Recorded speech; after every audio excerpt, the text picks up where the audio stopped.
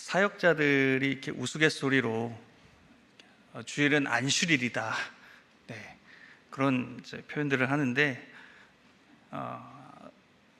그러니까 쉴 수가 없는 거죠. 주일에도 주말에도 사역을 하는, 물론 이제 월요일 날 쉬지만, 참 주님이 주신 은혜가 클 줄 믿습니다. 오늘 이 십계명의 말씀은 저희가 익숙하게 알고 듣고 그런 내용입니다. 이제 십계명의 네 번째 계명이고, 안식일을 기억하여 거룩하게 지키라. 우리가 보통 이 말씀은 그냥 이렇게 일반적으로 알기는 주일 성수 잘 해라, 주일에 구별하여서 그날 예배드리고 하나님께 집중하는 날로 보내라 라고 우리가 많이 알고 있죠. 맞습니다. 사실 이 내용이 맞고, 그런데 이 내용은 그렇게 단순하게 지나가지 않습니다. 하나님의 말씀에 이 사계명 안에 있는 풍성한 뜻이 있다는 거죠. 여러분, 지금 우리가 이 안식일 계명, 특별히 사계명을 읽었는데요, 어떤 이들은 이렇게 말합니다. 아니, 안식일을 지키는 것, 이것은 구약의 율법 아닙니까? 오늘날 신약 시대를 살아가는 성도들에게는 구속력이 없습니다. 혹은 반대로 이 십계명의 율법, 특별히 이 사계명 같은 경우는 이 불신자들에게는 해당되지 않는 법이지 않습니까? 구속력이 없다는 거죠. 여러분, 이 십계명은 율법이죠. 율법은 세 가지 종류로 나뉠 수가 있습니다. 크게는 첫 번째는 시민법, 그리고 제의법, 그리고 도덕법입니다. 이 시민법은 당시 이스라엘에게 구속력을 갖고 있었던 그 법들이죠. 오늘날 우리에게 적용은 되지 않습니다. 그리고 제의법은 여러 가지 레위기에 나오는 제사법들 있죠. 그런 것들은 이제 예수 그리스도 십자가 위에서 예수님께서 다 그 법을 이루셨습니다. 이 제의법도 우리에게 적용이 되지 않는 거죠. 나머지 한 가지 도덕법이 있습니다. 이 도덕법은 오늘날 양심을 갖고 태어나는 모든 인간들이라면 그 법에 적용을 받는 것이죠. 그래서 우리가 십계명을 낭독하는 그런 예배 중에 낭독하는 그런 교회들이 있습니다. 저도 그런 교회에서 섬겼는데요, 사도신경과 십계명을 봉독하면서 우리의 신앙을 돌아보는 것 너무나 중요한 일입니다. 다시 말해 도덕법은 오늘날 우리에게도 적용이 된다는 말씀입니다. 나아가서 불신자들까지도. 그리고 이 부분에 대해서 생각해 볼 때, 불신자들까지? 그들은 교회를 안 나오는데, 주일날 여행을 가는데, 일요일이라고 말하는 그 주일에 그냥 넷플릭스 보고 뭐 TV 보고 그렇게 쉰다고 말하는데, 그들에게도 오늘 이 말씀이 필요합니다. 왜 그럴까요? 이 십계명의 1차 청중은 누구였냐면, 오늘 본문 10절을 다시 한번 읽어보겠습니다. 제가 읽습니다. 일곱째 날은 내 하나님 여호와의 안식일인즉 너나 내 아들이나 내 딸이나 내 남종이나 내 여종이나 내 가축이나 내 문 안에 머무는 객이라도 아무 일도 하지 말라. 자, 이 십계명의 네 번째 계명을 받는 1차 청중이 누구였는가? 이 사람은 집이 있는 사람이에요. 문이란 표현이 나옵니다. 그죠? 내 문 안에 머무는 객이라도. 그리고 이 사람은 아들이 있고 딸이 있어요. 그리고 남종과 여종이 있습니다. 그리고 가축이 있습니다. 그리고 객도 있다는 겁니다. 그 내 집 문 안에 머무는 객도 있다는 거죠. 근데 그들에게 모두 일하지 못하도록 하는 겁니다. 여러분, 이들은 지금 이집트 애굽에서 노예 생활을 하다가 탈출했어요. 그러니까 365일 노예 생활하다가 하루 쉴 수 있다는 것, 주어졌다는 이 사실이 얼마나 큰 복음이었겠습니까? 자, 그런데 하나님께서 사람 마음의 죄성을 아세요. 내가 종이 있고 내가 거느릴 수 있는 사람이 있으면 나는 쉬어도 내 밑에 있는 사람은 쉬지 못해. 나는 쉬어도 너는 일해야 돼 라는 죄성을 갖고 있는 우리를 아시는 겁니다. 그러니까 다른 말로 강자가 약자를 착취하고 그렇게 대하는 그런 죄된 그런 마음을 주께서 아신 겁니다. 하나님이 아시는 겁니다. 그래서 이 계명을 주시면서 이날에는 심지어 가축마저도, 네가 갖고 있는 가축마저도 일하지 못하도록 해라 라는 겁니다. 너의 소유, 너라고 말하는 그 모든 것들이 다 쉼을 얻도록 해라. 생명, 그리고 심지어 가축마저도 그의 모든 생명을 보호하고자 하는 하나님의 아름다운 성품이 이 계명에 담겨 있다는 거죠. 조금 신학적으로는 저희와 다를 수 있지만 유진 피터슨 목사님이라는 분은 재미있는 표현을 쓰십니다. 안식일 준수의 계명은 인권에 대한 계명이다. 물론 1부터 4계명은 하나님에 관한 계명으로 우리가 알고 있지만 그 계명 안에는 인간을 향한 하나님의 따뜻한 보호하심과 사랑이 담겨져 있다는 거죠. 자, 왜 그렇습니까? 이날은 생명들이 유용성, 기능, 지위와 상관없이 자기 자신으로서 존엄성을 확인할 수 있는 날로 하나님께서 지정해 주셨기 때문이다. 이런 표현을 목사님이 하시는 거죠. 사람을 어떻게 대하는 겁니까? 유용성, 기능, 지위에 상관없이 그 사람 자체로 얼마나 존귀한가, 그 사람 자체로 너는 충분히 쉴 만한 권리가 있어. 한 주간 얼마나 힘들었니? 오늘 하루 쉼을 허락해 준다 라는 겁니다. 여러분, 최저임금제를 아시죠? 최저임금제도가 사실 굉장히 기독교적이라는 사실을 아십니까? 내년에는 최저임금이 10,000원을 넘는다고 합니다. 많이 받는 건가요? 예.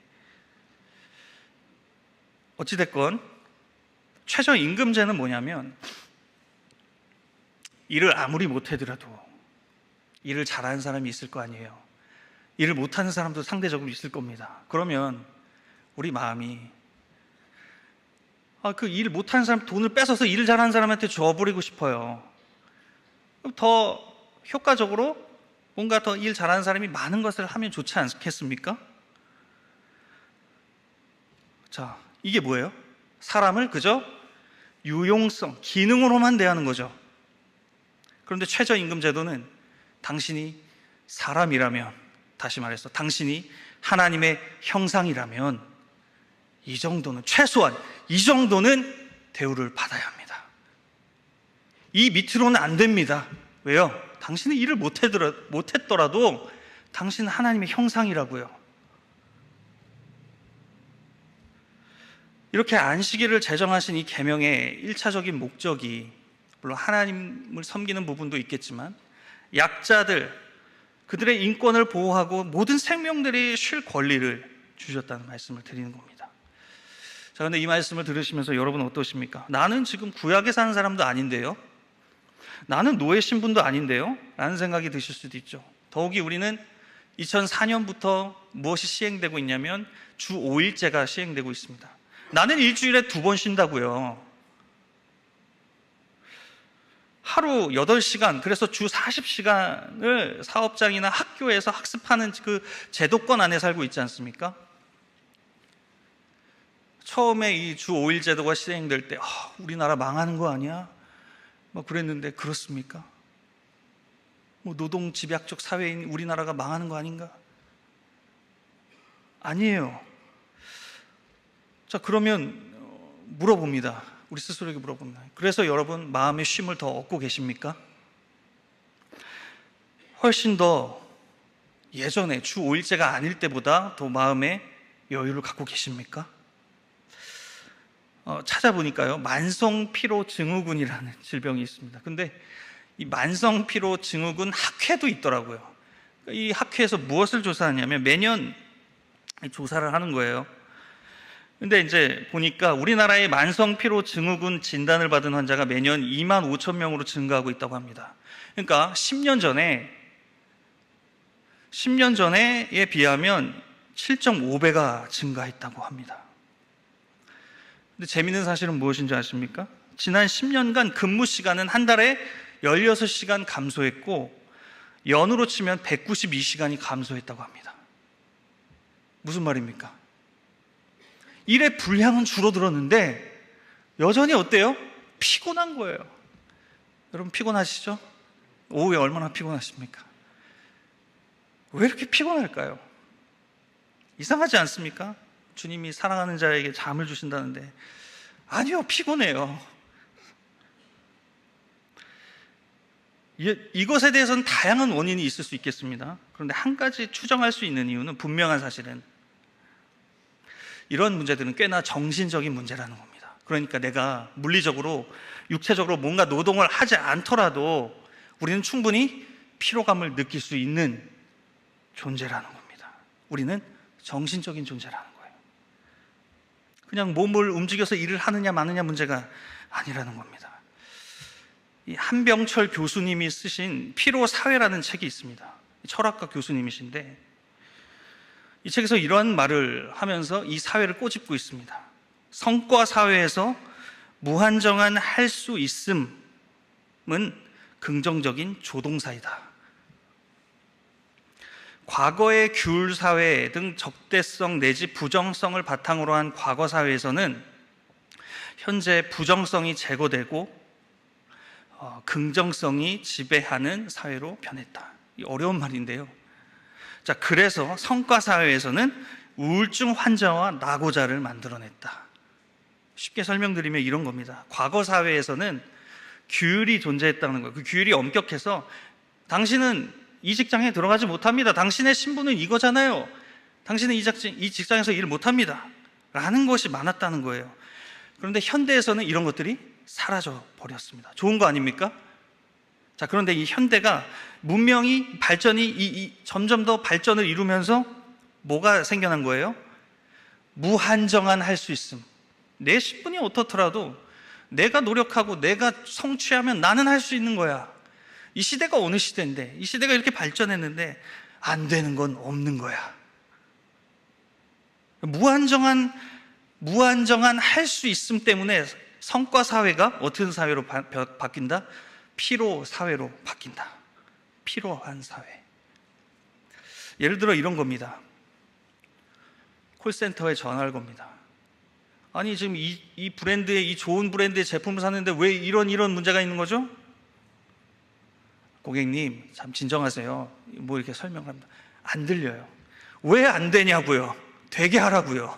제가 구매하지 않았습니까? 안 되면 되게 해야 되는 거 아닙니까? 하면서 막 분노해요. 병원에서는 어떨까요? 병원에서 의료직에 섬기는 분들은 그러한 공통적인 고백을 한다고 합니다. 과거에는 돌아가실 때 그냥 그럴 수도 있구나, 그런가 보다 했는데 현대에서는 누가 죽었다, 분노를 참지 못한다는 거예요. 아니 왜 못 고칩니까? 의술이 이렇게 발달했는데 낫게 해주셔야 되는 거 아닙니까? 라고 의사에게 분노를 표한다는 겁니다. 과거 세계관에서는 안 되는 게 많았습니다. 그런데 문명과 기술이 발전한 현대에서는 안 되면 되게 하라, 시대 정신이 됐다는 겁니다. 안 되는 건 없는 거예요. 이 시대 정신이 우리 사회 곳곳에 들어와 있다는 거 아십니까? 우리 직장에, 우리 학교에, 심지어 우리 교회에서도요. 안 되는 게 어딨어? 그 목사님 하니까 척척 되더라. 목사님 왜 못하십니까?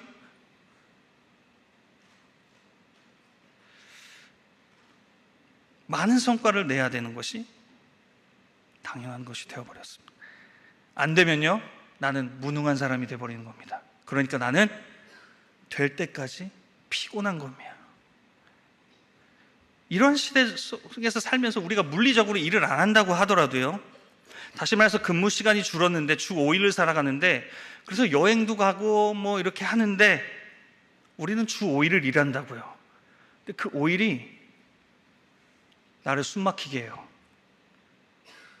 왜요? 안 되는 건 없는 사회에서 나는 지금 일하고 있거든요.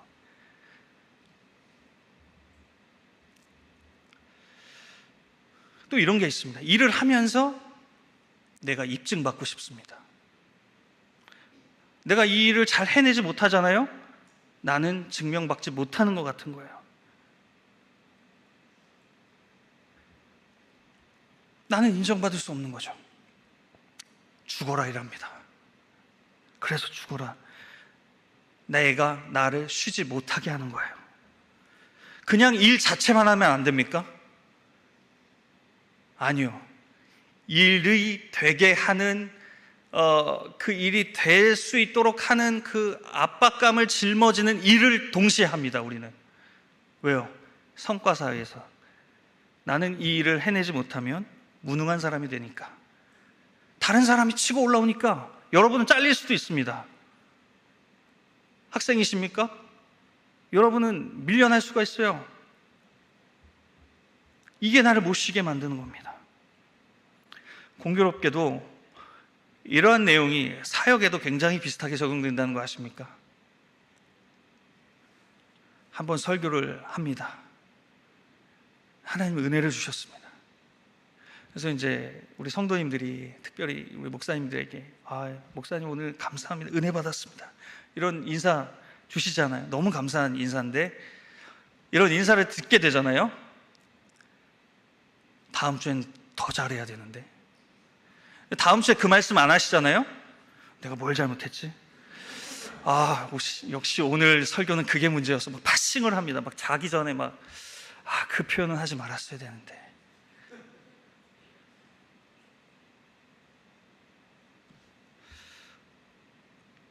설교는 그 시간에 하나님이 하시는 거 아닙니까? 나는 그냥 그 본문에 충실하게 연구하고 또 말씀을 듣고 한 것들을 내가 은혜 주신 것들을 전하면 되는 거예요. 그냥 그 일만 하면 되는데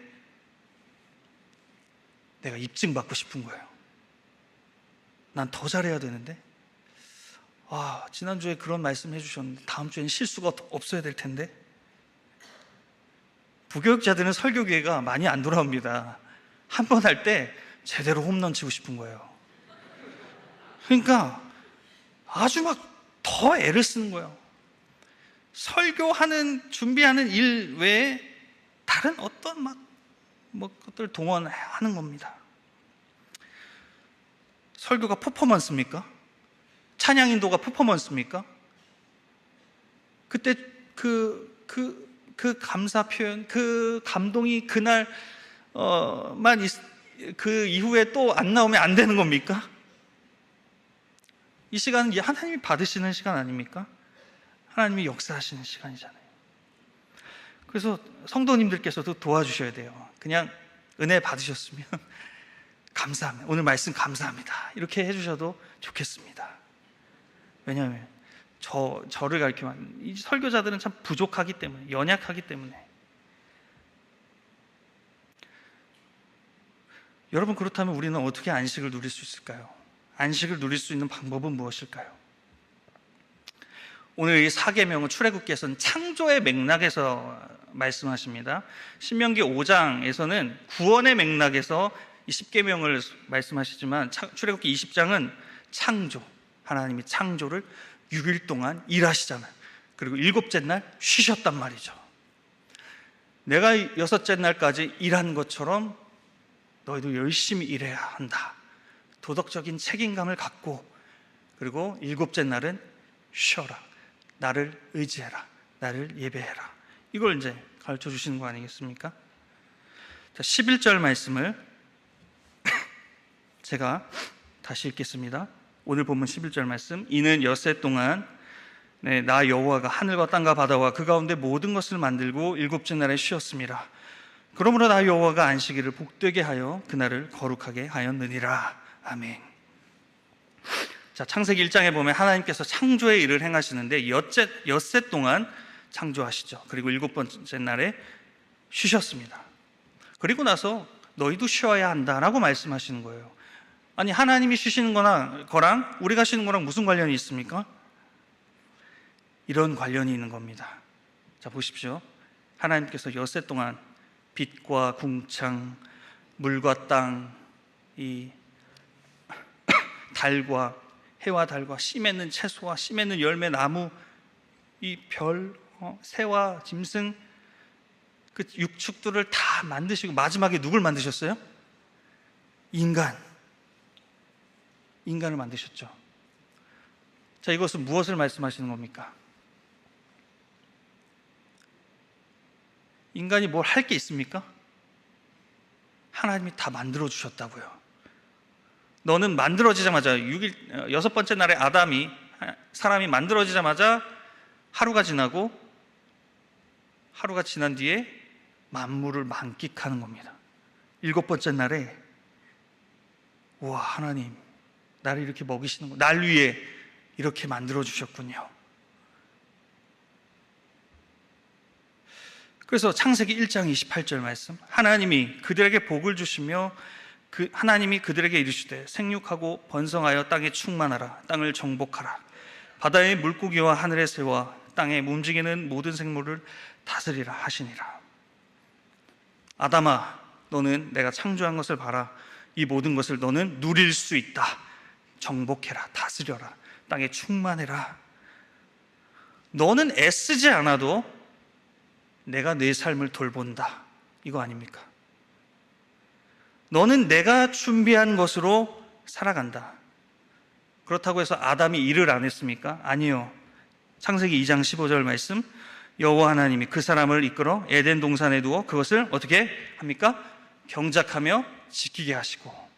아담은 에덴 동산에서 그것들을 경작하고 지키는 일을 합니다. 근데 그 일이 자신을 먹게 합니까? 아니요. 하나님이 이미 생명나무를 주셨다고요. 그래, 정 한가운데 또 선악을 알게 하는 나무도 주셨죠. 나를 경외하라고. 너는 여기서 다 할 수 있다. 이거 하나만 하지 마. 그 선악과를 보면서 하나님과 인간의 그 질서를 알게 되는 거 아니겠습니까? 그 질서 안에서 하나님 내게 다 주시고 다 공급해 주신 것으로 나는 먹고 산다. 내 생명은 내가 아둥바둥 일은 하지만 내가 애쓰면서, 그러니까 아까 말씀드린 일이 되게 해야 된다는 그 압박감을 짊어지는 그 일은 안 해도 되는 겁니다. 왜요? 하나님이 나를 돌보시기 때문에. 내 생명을 내가 일을 하고 안 하고에 따라서 내 생명이 연장되는 게 아니라 하나님 내 생명을 오늘도 섭리하셔서 주장하고 보호하시고 인도하시고 계신다는 사실이기 때문에, 여러분, 이 사실에서 우리는 일을 하면서 쉴 수 있습니다. 이제 신약의 성도들은 안식일의 계명을 주님이 부활하시고 안식 후 첫날, 그러니까 주일이라고 명명하는 그 일요일 날 우리는 이 안식일 계명을 지킵니다. 여러분, 이날 우리는 뭐 하죠? 예배합니다. 궁극적으로 예배하는 것이 어떤 의미가 있는 거죠? 예배하는 것이 우리에게 쉼이 됩니까? 그냥 쉬려면 그냥 집에 가서 아무것도 안 하고 그냥 보고 싶은 거 보고 먹고 싶은 거 먹으면 쉬는 거 아닙니까? 아니요. 그건 나를 잠시 마비시키는 거예요. 시간이 지나면 나는 또 일을 성취해내야 한다는 그 압박감을 짊어지는 일을 또 합니다. 우린 여기서 벗어나지 못해요. 그런데 주님이 명명하시니 안식일에 내가 너를 공급해. 너는 일하지만 너는 내가 부른 그 자리에서 성실하고 신실하게 너는 일해야 한다. 내가 엿새 동안 모든 걸 창조한 것처럼. 그러나 네 생명은 내가 주관해. 너의 모든 것은 내가 공급한다. 여러분, 이것이 하나님이 나를 돌보고 있다는 사실, 이것이 예배에서 궁극적으로 우리가 발견해야 되는 일이라는 거죠. 지금 상황이 어떻든지 간에, 어떠한 고난에 있든지 간에 오늘 나를 하나님이 신실하게 돌보고 계신다. 여러분, 오늘 예배를 드리시면서 그것을 경험하셨습니까? 이것이 안식일이 주는 우리에게 교훈이라는 겁니다. 이게 안 되잖아요? 그럼 나는 끊임없이 염려합니다. 안식일의 주인은 예수님이시죠. 우리는 내 삶의 주인이 나라고 생각할 때가 많은 거예요. 그래서 통제가 안 되면, 내가 내 삶의 이런 부분이 통제가 안 되면 고통스럽습니다. 마음이 쉬지를 못하는 거예요. 다시 말해서 내 인생에 내가 주인이면 나는 내 인생을 통제하는 건데요, 하나님이 내 인생의 주인이면 나는 내 인생을 주님께 맡길 수 있습니다. 그것을 우리가 주일에 하는 겁니다. 주일에 그 교훈을 다시 한번 내 심령에 새기는 겁니다. 그리고 6일 동안 열심히 일하는 거죠. 그런데 일만 하는 겁니다. 왜요? 일을 이루기 위한 그 압박감은 이제 나에겐 없으니까요. 정직하게 말씀드려서 이건 없어지지 않습니다. 계속 맡겨야 합니다.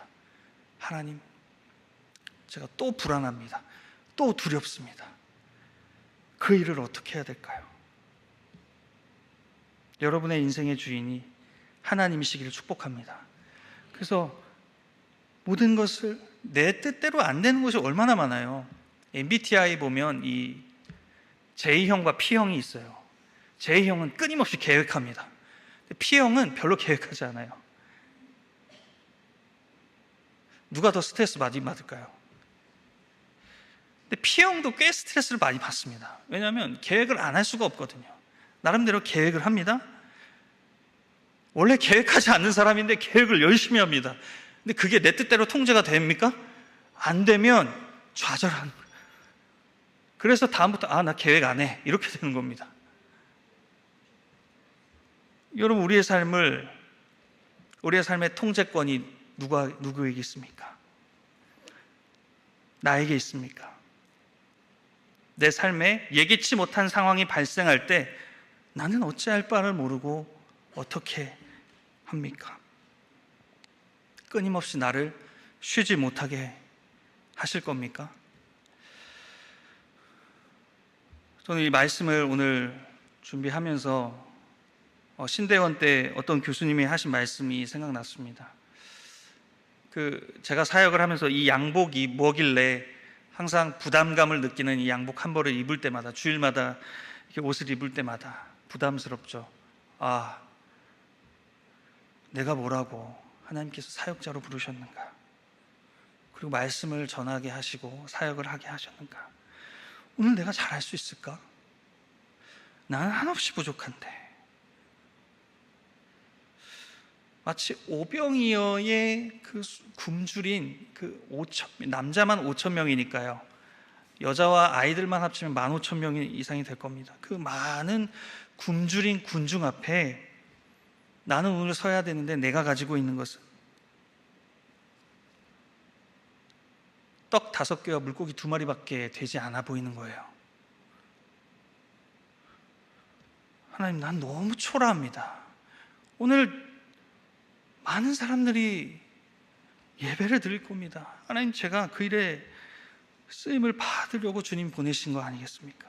어떤 사역을 해야 됩니다. 근데 잘해야 되지 않겠습니까? 이런 부담감이 있잖아요. 왜 없겠습니까?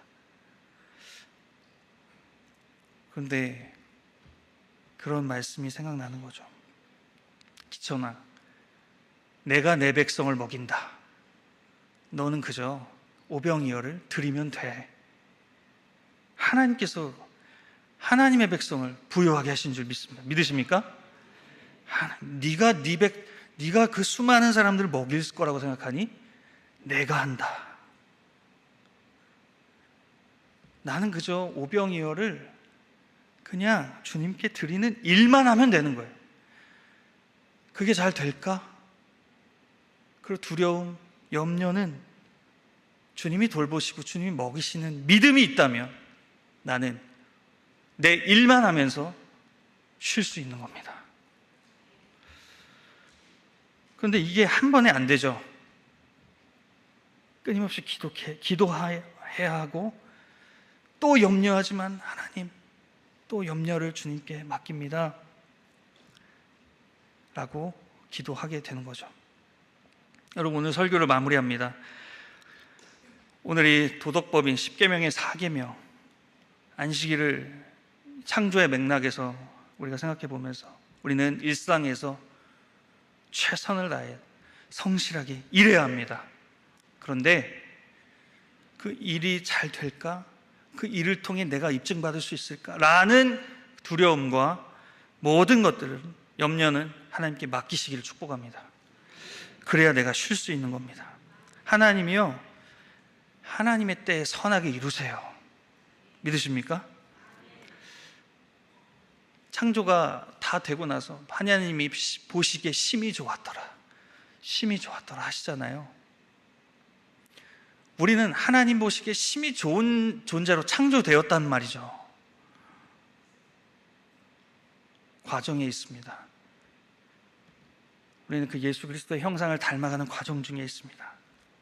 끊임없이 성실하게 우리의 자리에서 일하면서 모든 결과와 모든 것들을, 조바심을 내려놓고 우리 모든 결과를 주님께 맡기시고 하나님께서 어떻게 선하게 이끌어 가시고 완성해 내시는지 그 주님을 찬양하고 영광 돌리는 저희의 삶이 되기를 간절히 축복합니다. 기도하겠습니다. 하나님 아버지, 오늘 말씀을 통해 하나님께서는 약자를 착취하고 이용하며 그 존귀한 하나님의 형상을 기능으로 대하는 그런 인간의 죄성을 우리로 하여금 보게 하시고, 이러한 모습들이 내 안에는 없었는가 말씀하여 주십니다. 하나님 또한 우리가 삶의 자리에서 주님이 맡겨주신 일들을 감당할 때 그 일을 통해 하나님이 나를 돌보시고 섭리하신다는 사실을 배웠습니다. 하나님, 이 사실을 우리의 마음이 깊이 새기게 도와주시고 일을 하면서 쉴 수 있게 하여 주시옵소서. 일을 하면서 마음의 평안을 얻을 수 있게 하여 주시옵소서. 심히 좋게 우리의 삶을 선하게 인도하시며 완성해 가실 하나님을 믿고 주어진 오늘의 현실을 신실하게 감당하는 저희가 되게 도와주시옵소서. 예수님의 이름으로 기도드립니다. 아멘.